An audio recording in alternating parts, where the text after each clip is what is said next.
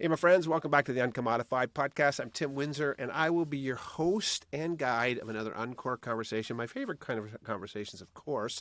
And this one's extra special because it is with my good friend. I'm looking at his name on the screen, so I do need to call him Mac Daddy tonight. It's Mac Daddy MacQueen. It's actually Kris MacQueen, who is famous, of course, because he's my producer. No, that's just one of his side hustles.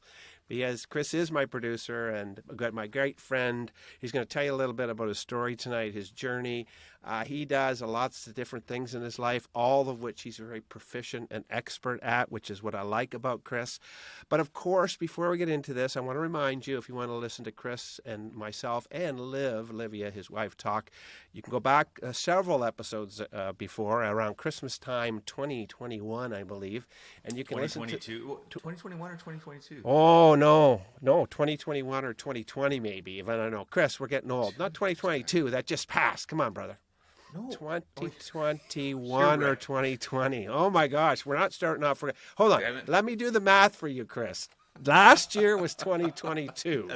This is 2023. Listen, I am so in the moment. I am so in the moment right now that last year may as well have been, a lifetime ago. Fair enough. Or you may have. Did you pre-drink? Did you pre-drink for the podcast? I don't know. We're going to find out. It's going to be amazing. Not. Anyways, let's get back. If you want to listen to that podcast episode that was a while ago, you should go back and listen to the episode I did with Kris and Liv talking about how their creation of a Christmas song, because they're musicians, and how that song came to life. Really interesting story. But tonight we're going to talk about Kris and his own journey. Really, the arc of this podcast is going to be about this idea. How do you uncommodify one world that you might move in or work in or find yourself in with other worlds that you've been in? How do you take lessons from other worlds you've been in and use them to uncommodify or change the game or change the dynamic in the world you're living in now? That's the macro arc of the conversation. But, of course, before we get into that, we do need to open up the scotch. Kris, what do you got to drink tonight, my friend?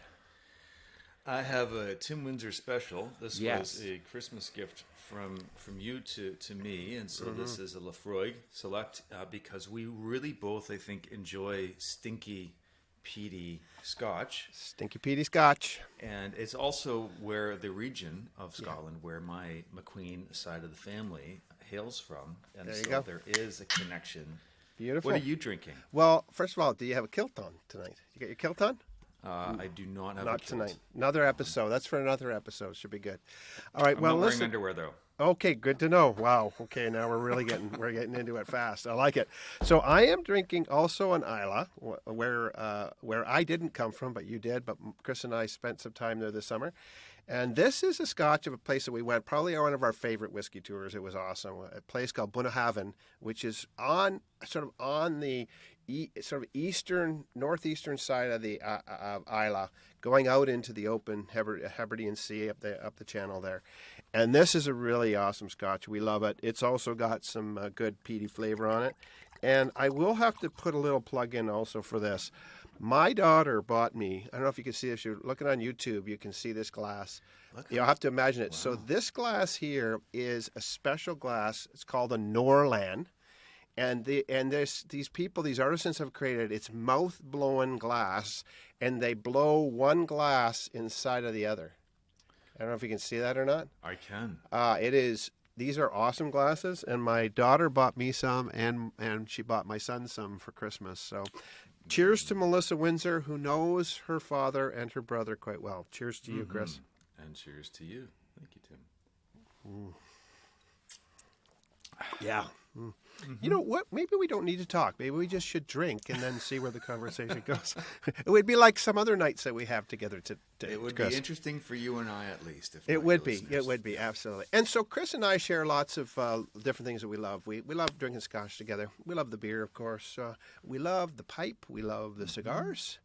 We love all the things that our wives say that we probably should not love.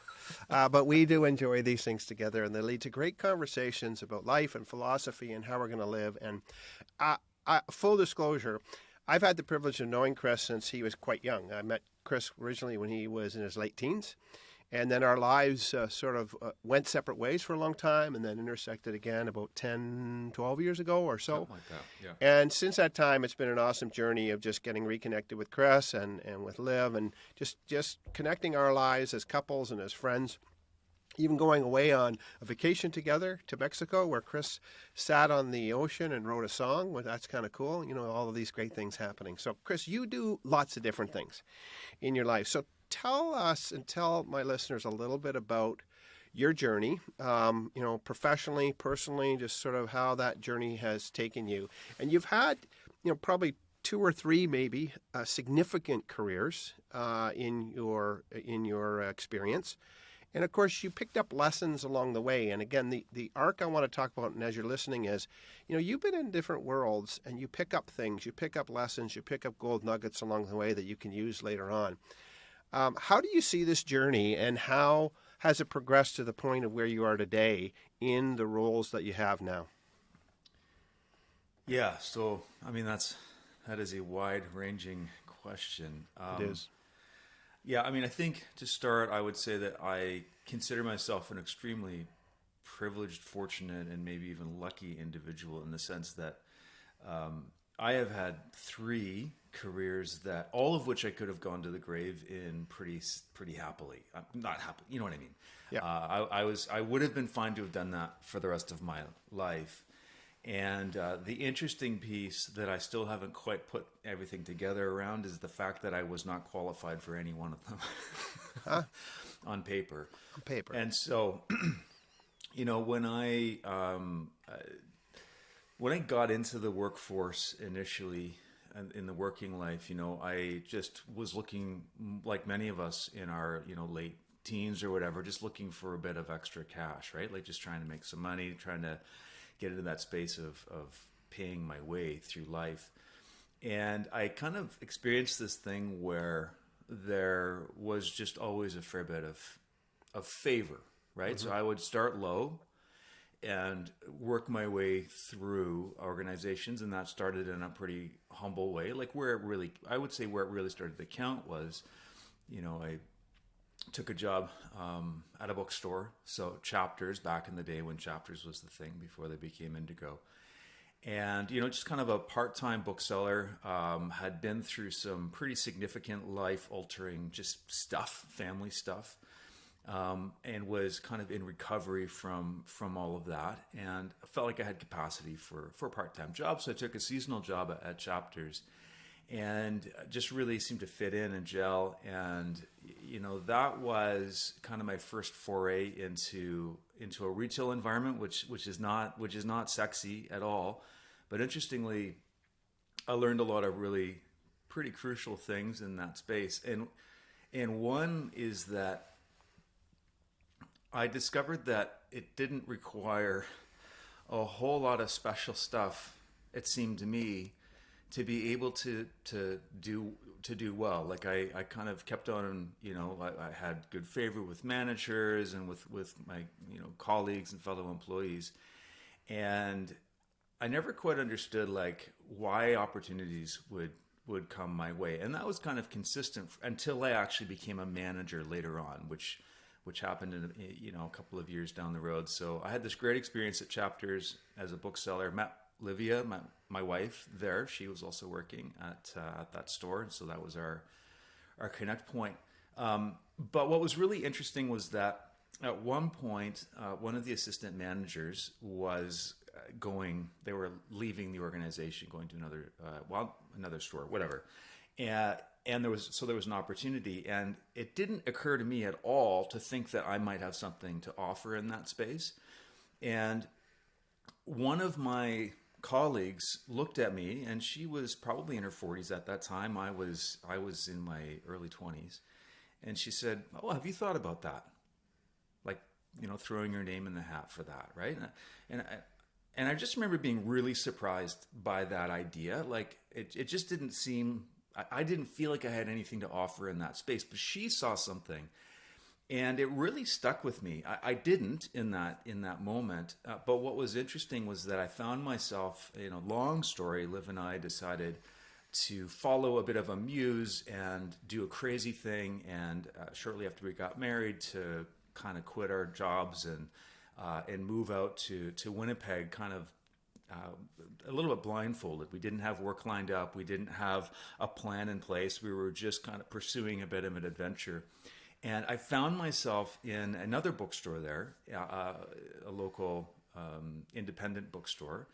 And that space was very different, because when I got into that environment, all of a sudden that niggle that person had put into my head started to kind of creep forward. Now, the dirty secret was that at that other bookstore, I mean, you were supposed to be at least working towards a degree. They kind of had a fairly high entry point into the retail world, and I snuck in because I had some experience. Yeah, but I always kind of knew that I was faking it, and the manager knew, but the owners didn't. And anyway, long story short, I'd been there for a number of years, and again had experienced some favor, and then a position opened up to step into a general manager role at one of their other stores. And I just had this crazy idea that maybe I could do that. And I remember the conversation where I was going to one of the owners just to sort of say, hey, I imagine you probably have this all set out, and you probably have somebody in mind, but I just want to let you know I would be interested in that position, right? I really loved working for they were a family who owned it. And she looked up at me and she said, Kris, I was just sitting here trying to think how much money I need to throw at you to convince you to go do that job. Which really, I was really surprised, because I came in really thinking I was playing outside of the field of what I had anything to, in terms of on paper, that kind of thing. And that just turned into a really powerful thing for me in terms of just a sense of possibility and agency. The fact that I actually asked for it really has come to mean something later in life. Yep. Because I feel lucky, but it occurred to me recently that actually every one of these steps I actually asked for. Interesting. Which I don't know if that's chutzpah or well, it's not stupidity, because it seems to have worked out okay. But anyway, so I found myself with very little experience in short order.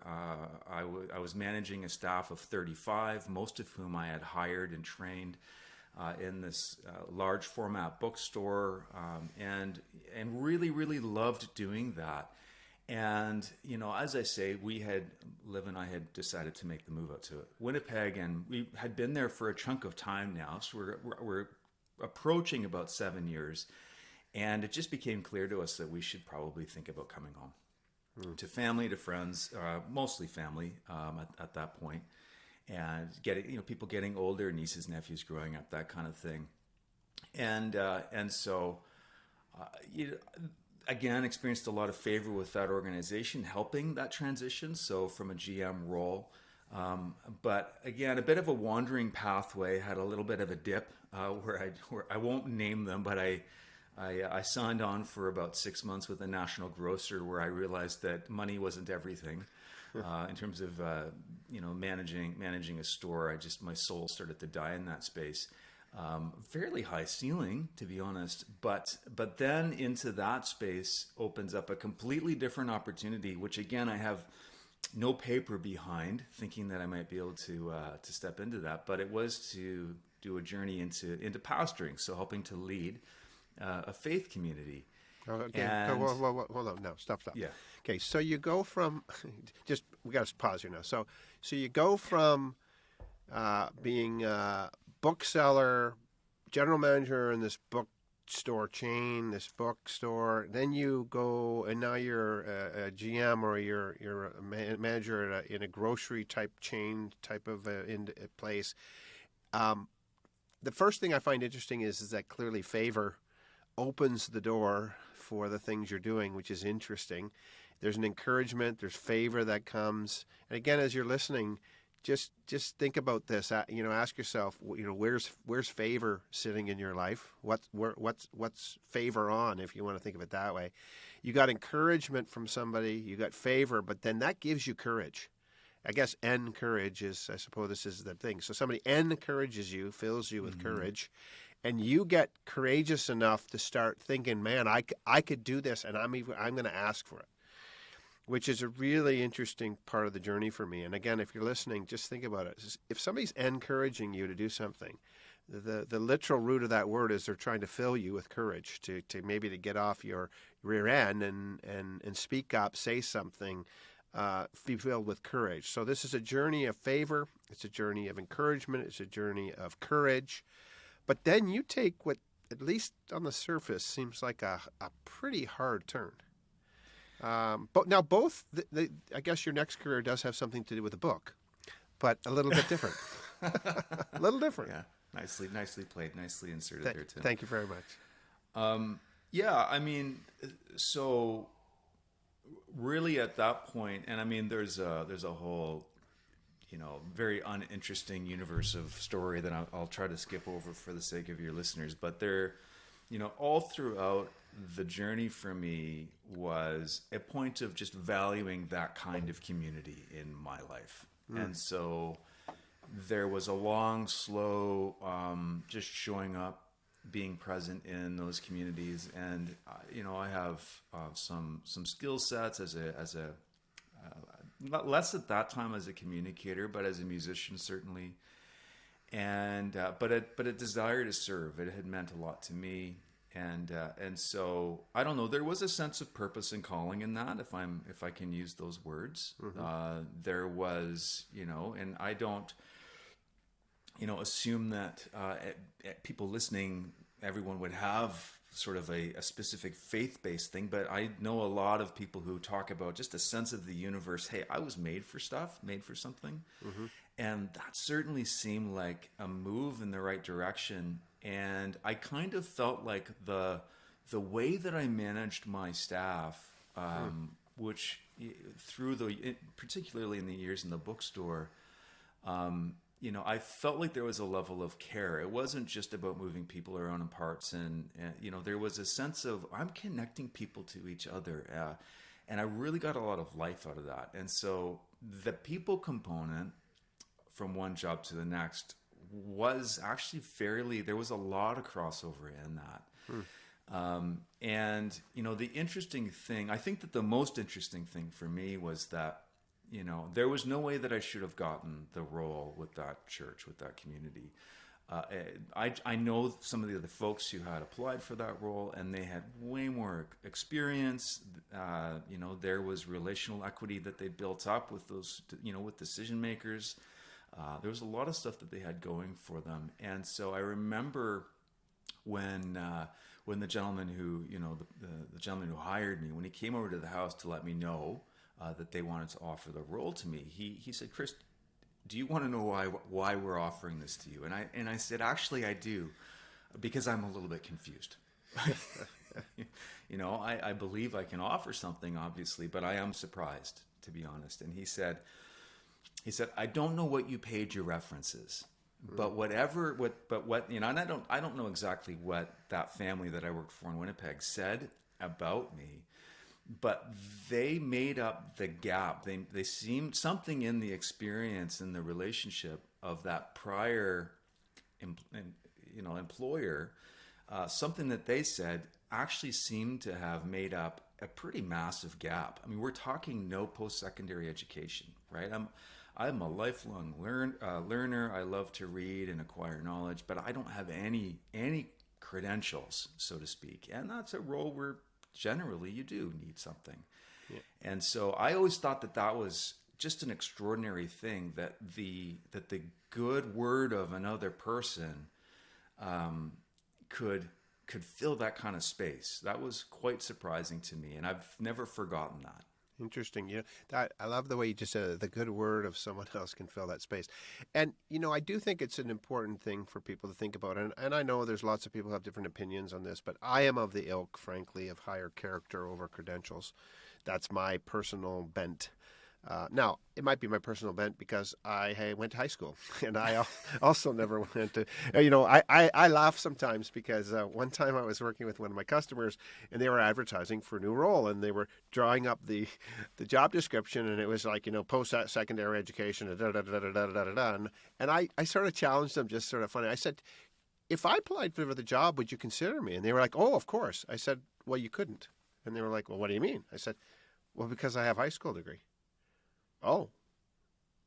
Now, I think I'm a lifelong learner too, and I quest to learn things and read and all those things. And so, it's an interesting part of the story here too, which is, you don't have credentials, but you clearly are a man of character. I know from my experience with you, Kris, you're a man of character and you're a man of substance. And so, yeah, sometimes I guess, listen, when you can get character and credentials, this is awesome. But man, character is a solid rock upon which you can build things. And then you've got this wonderful, commendation that you get from your former employer. So as you move into this space and you're sort of dancing, do you find yourself sort of taking some of the lessons that you learned, when you were running the bookstore and doing what you're doing with your team? Do you find you taking some of these things into your new world? In a way that maybe was surprising, or do you find it quite predictable?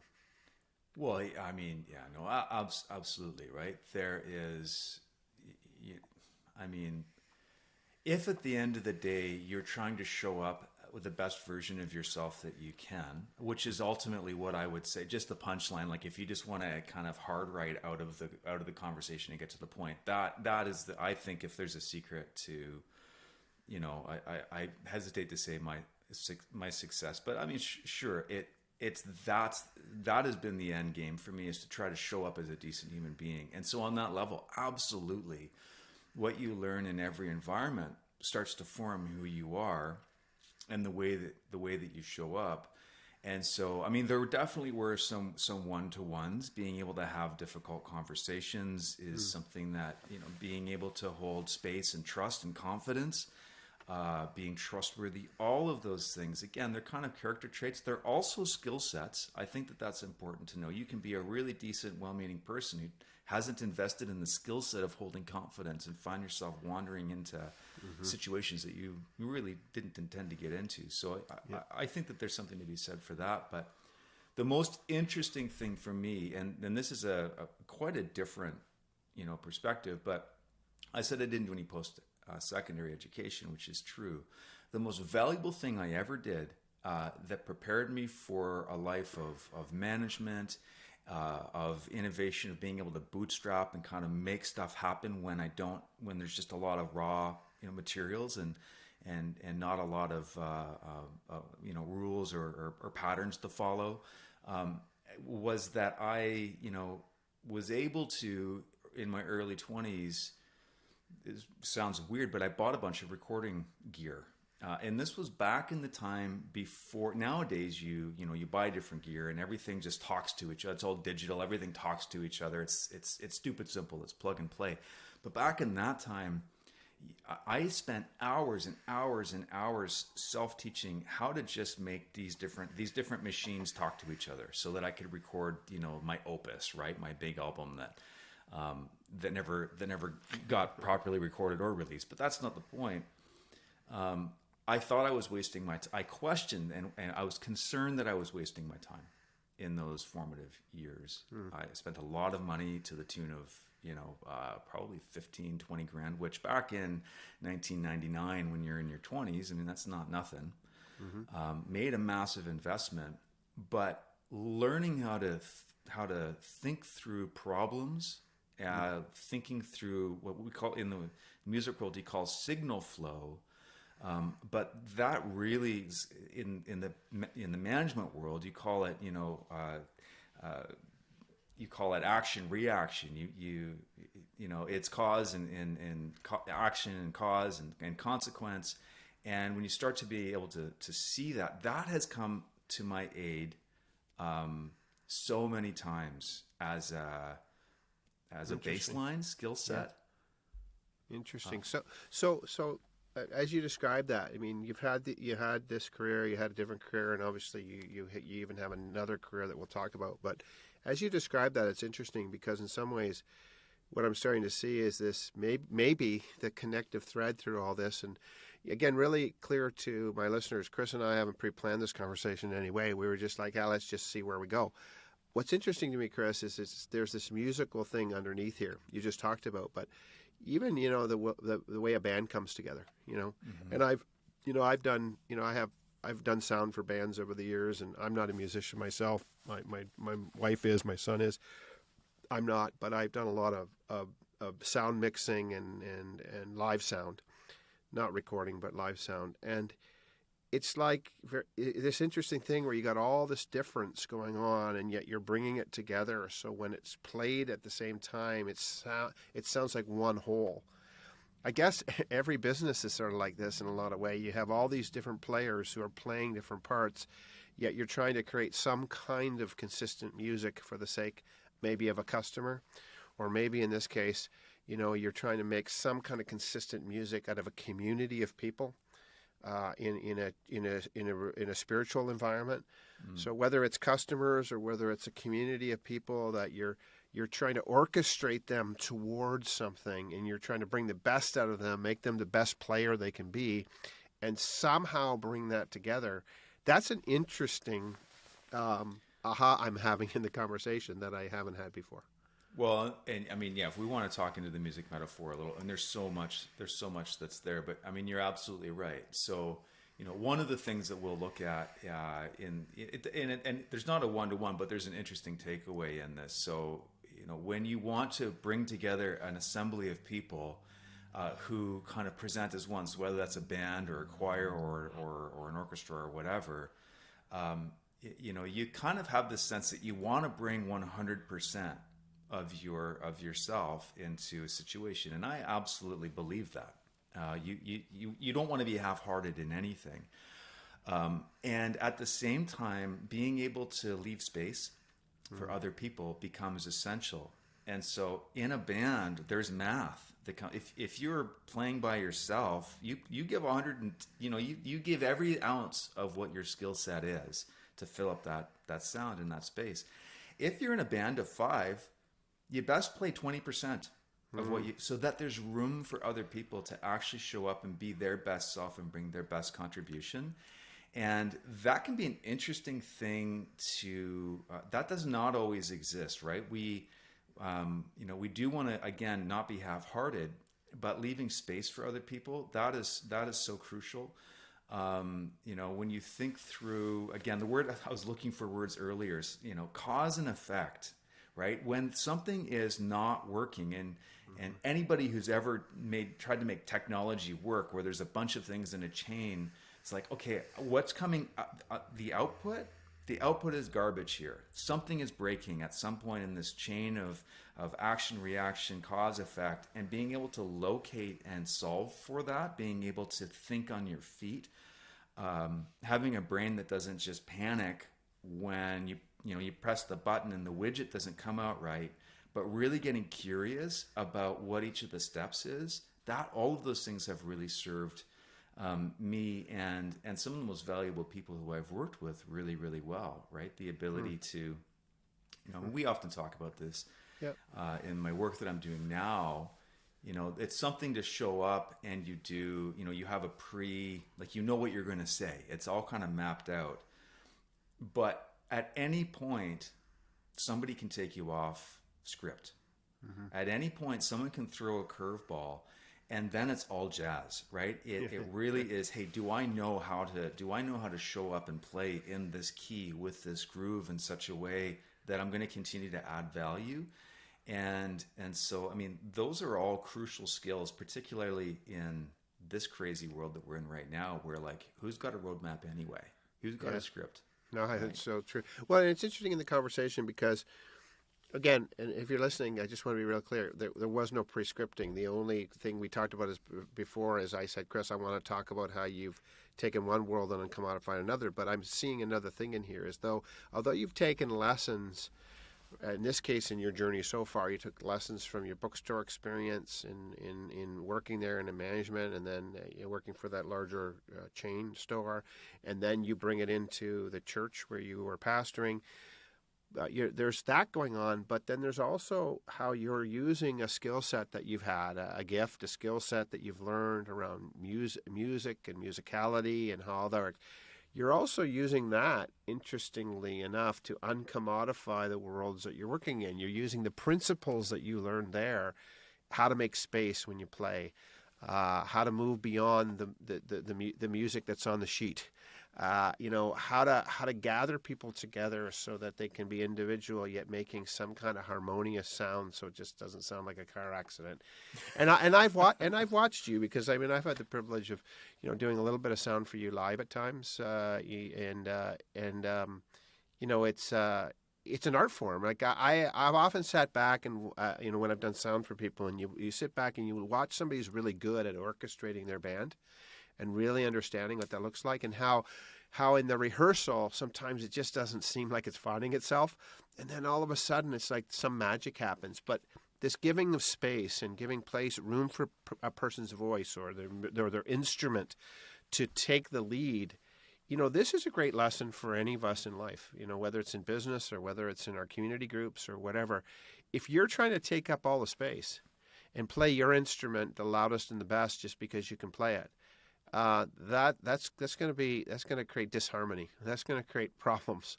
That's going to create frustration. And you can maybe use this little idea and think about, again, if you're a leader or manager in your business, are you orchestrating the musicians in such a way that's creating something greater? If you run a community group, are you doing this? I mean, it's an interesting way of looking at it, Kris. So you're in this world, you're doing all this, you got this thing going, and you probably now have a job that you probably think that you're going to have forever now, because I mean, I don't know where you go. When you're leading people to a greater spiritual sense of themselves on earth and potentially beyond, like, where do you go from there when it comes to jobs? Well, I think what you do is you start your own cult so that you become the object of affection, I think, which is not what I've done. Which is not what you've done. Although, if you did, I would probably sign up. I'd be there. I'd be like, Kris MacQueen, he is our master. No, I would not do that. I would not do that. I would try not to. So, Kris, all of a sudden, you're in this world, doing the thing you love, doing the thing you might have been born for, but yet you now have another iteration of the Kris. And by the way, you may have another iteration. Who knows? But you've got now another iteration of the Kris. How does that happen? And what are you taking now into this new? What is this new world? And what is this new witchcraft that you're doing? And how are you taking the amalgam of all you've become and all you've learned into the world that you're in now? How does that happen? Yeah, so I mean, the journey through posturing was 13 years or something. So long enough that you could call that a chunk of a career at least. And to your point, that was something that was quite satisfying. I mean, there were days where it was very frustrating, but what I'm doing now is working with an organization called Juice Inc. And I have the extraordinary privilege of doing training with leaders and managers, and right from the boardroom right to client facing, customer facing people within some pretty significant organizations. And I still kind of ask myself, okay, MacQueen, how did you get here? How did that happen?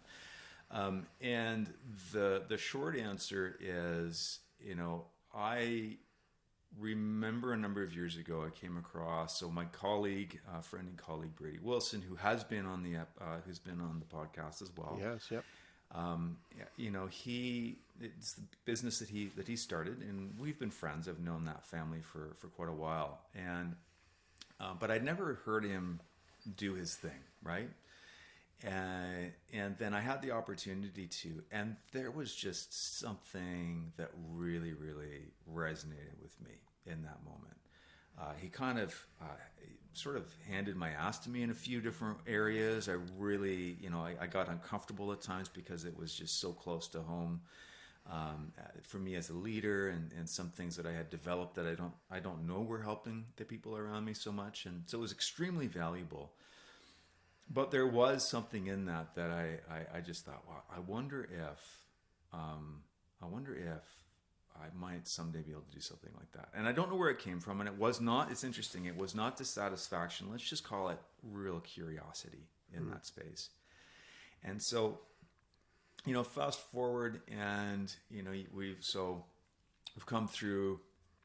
We're in the middle of, let's call it, a pandemic, and all the curveballs that thing threw our way, and it just became fairly clear that the community that I was serving at that time, there had to be a change that needed to happen there. So part of it was pragmatic. There was just the business of being able to pay somebody to continue to pastor, which was an element of it. And then there was also just simply the fact that the time during COVID and some of the implications within the community, it had an impact on my life. And so kind of as that is happening, and this is not so much cause and effect as in just, let's call it alignment. I found myself in a conversation with Brady and his partner, and I was not there as a potential future employee or, but I was kind of ringside for this conversation, and I just felt a deep unction that I just had to let them know. I don't know, as they were talking about the business and what they were doing, I just felt this real fire kind of growing for me. I can't not say that I have an interest in joining in what's happening here right now.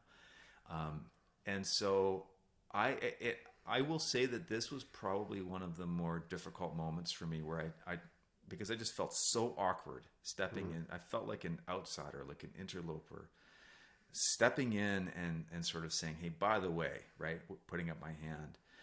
But I knew that I had to do it.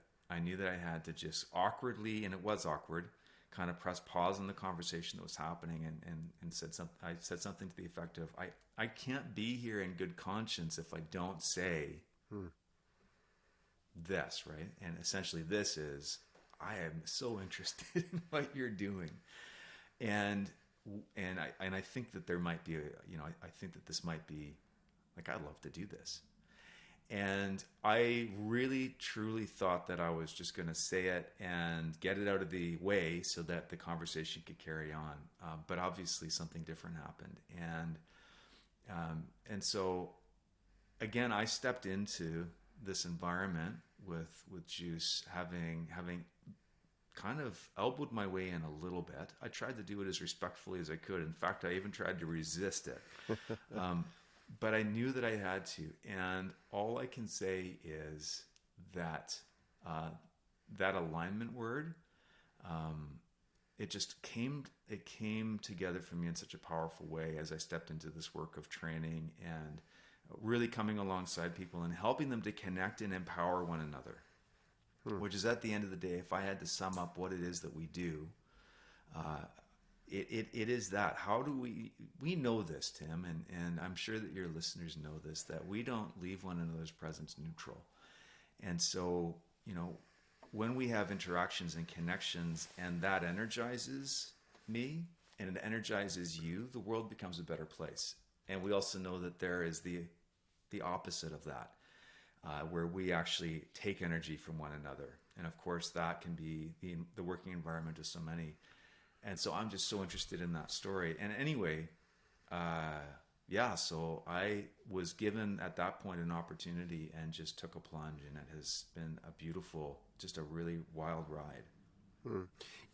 Kris, and it's interesting for me as an observer, an outside observer of your journey, and not always there to observe all of your journey, but a significant portion at least of your last couple of journeys. And this theme of stepping in and speaking up is an interesting theme. Speaking up for what you want, which is risky, because when you articulate what you might want, you can then you can experience rejection. So within speaking up, there is rejection potential. When we don't speak up, or we don't even put our name forward, then there's no disappointment. Obviously, there's only the disappointment that we didn't risk what was a possibility.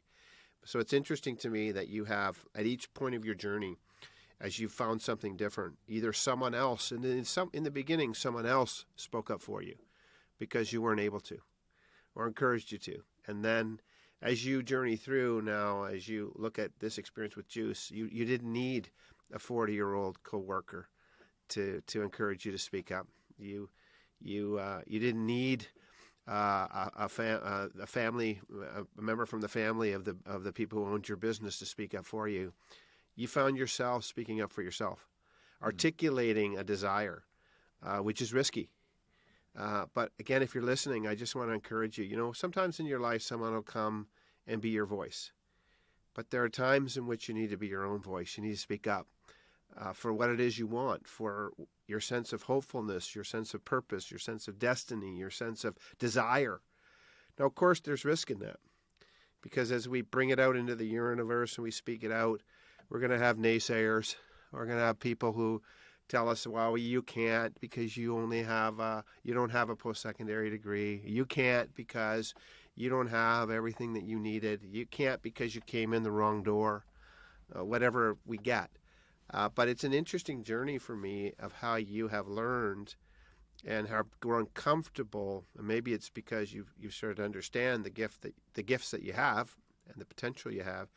You now elbow your way a little bit into a conversation, which is really quite exciting because it tells me that you're getting more comfortable with who you are enough to speak that out. Well, yeah, I think that those are all really, really good observations, and I think that, like, for me, there's a B side, and we know this, right? There's a B side to all this stuff. There's all of the things that didn't work out but there's one thing, like, just that kind of daily showing up to the moment. Because I've been thinking about that. What is the thing? Like, so as I got into management and was looking back, going like, why did I always have a good word following me? I mean, it's not just about I try to be a nice person and stuff, but I was like, I didn't think I was doing anything all that extraordinary, right? And in fact, I wasn't doing anything all that extraordinary when I look back on it. But it's like just actually showing up to the day, showing up to the moment. And I gotta say, that has served me really, really well, right? So as kind of menial as I'm gonna try to empty this cart of books as fast as I possibly can onto the shelf. Why does it matter? Well, it matters, I don't know, because people need access to their books, and I'm just gonna take that on and like own the thing. Yep. And when I look back, I think that that's something that I guess I don't know where it came from, but just the sense of like owning my own responsibility in my life, right? So if I'm doing it, there are jobs that I did not like at all, but I still wanted to try to be the best at it that I could get, right? Because it just seemed like all of that's going to pay forward at some point. And so again, there's this theme about just owning the menial parts of our jobs, owning the job, whatever it is, possessing it, and then taking the lessons you learn to the next job if you get one. I mean, the reality is that probably gone are the day when people are going to spend 40 or 50 years at one individual company. That may happen for a select few, but most people won't. Most people, I think, that are a lot younger than I will have many careers. In the past, I think that would have been seen as anathema and as a mark against you. I just think it's the way of the world now in relationship to how people develop, their expectations they have in relationship to their own journey. So your journey is probably much more typical of people nowadays than maybe from my generation, Kris, because we are separated a bit generationally. But again, and I don't think that's a bad thing. I think sometimes we see that as people go to career, we see this as a bad thing. I don't think it's a bad thing. I think people are finding themselves, they're discovering things, they're figuring themselves out along the way. And you have obviously this whole other world around being a musician. And I can see some similarities, Kris, in the conversation, because I can remember sitting in the backyard with you and Liv talking about your desire for what it is you wanted your music to look like. And I remember, putting some great, hopefully graceful, probably wasn't very graceful, putting some pressure on you to speak up. What do you want? What do you want to do? How do you want to do it? And it's interesting because as you did, it clearly opened up some kind of space in the universe, I suppose, for you guys to move into a different season of your musical career. Yep. So there is something about speaking up and stepping in, but at the end of the day, owning the responsibility to create the environments that we want. Taking the lessons that we've learned in each of our places, uncommodifying the worlds that we go into, changing them, seeing them differently. And there's a big part of that. So let me ask you, if you were to look at what you do today, and you were to look at what you did as a pastor, do you think that the gifts that you're using, whatever those gifts are, do you think the gifts that you're using are different, or do you think you're using the same gift but applying it in a different way to a different constituency? I think it's a little bit of both. I think that the crossovers are pretty substantial for sure, right? Like the connections with other people, watching for moments of insight, the light bulb coming on. I mean, that is something that I think across both of those careers in particular is really, really consistent, right? Looking for a moment where somebody takes something that you really believe to be valuable, and it becomes internalized. It becomes part of the way that they do life. It becomes incorporated into their way of being. So there's that component for sure, and then there is the. I think that one of the things that I love as well is there's an openness, right? Mm-hmm. And my experience anyways of both of these roles is an openness for the unexpected in relationships, in the way that you're connecting with individuals or groups. And so that, being ready to go skating, being ready to take a risk, being ready and willing to sometimes maybe state something that might be a little bit challenging for somebody to hear. Mm-hmm. And then, honestly, and this is fairly specific to the role, but there's the other component of speaking to yourself as you speak to other people, trying to take that posture not as an expert, but as a fellow sojourner, right? As someone who's on the journey and maybe has some experience in some language, but at the end of the day, it's like the things that we're talking about here, we're all going to go home and try to learn how to actualize this, right? Mm-hmm. This isn't. Yep. This is not a guru moment. No, that's true, and that's definitely the posture that I've taken over the years in the work that I do as well. There's no expert here. People are the experts, and we marry our experience together, and we become wiser together. So I have a very practical question, and then I have two other questions, and we'll bring the conversation into it for a landing. But if people want to connect with the work, Kris, the juice, Kris, how do they do that? And if people want to connect with the musical Kris and live, how do they connect with you? How do they find you? Right. So like everyone else, LinkedIn is a great place to knock on the door and say hello. And so look for me there. And then juiceinc.com is kind of where our internet home is. But yeah, absolutely. Reach out in those spaces. Now for the music stuff, themacqueens.ca is the place to go. So MACQUEEN, themacqueens.ca, and our music is there, and all the places that you listen to music, we're there as well. So yeah, we have awesome. The socials, as we say. The socials. Well, you should listen. And by the way, just so you know, Kris is KRIS. Oh, that's right. It's with a K. Just in case you spell it the way we did it with our Kris, CHRIS. It is KRIS. So that being said, Kris, here's the questions I want to ask as we finish up. So the first question I want to ask you is, so when you're in your world and you're uncommodifying it, you're bringing into a room that special thing that is different or unique, or at least a unique expression of who you are. What are you doing that brings that special thing? I knew you were going to ask the question. So I should have had it Well, back. you should, because you've listened to it enough as my producer. I know, for crying I out know, loud. I know. You No, should. and I did have an answer, but now I'm kind of wondering a little bit. I I think that I believe in the power of a moment to be a moment of impact, like a real.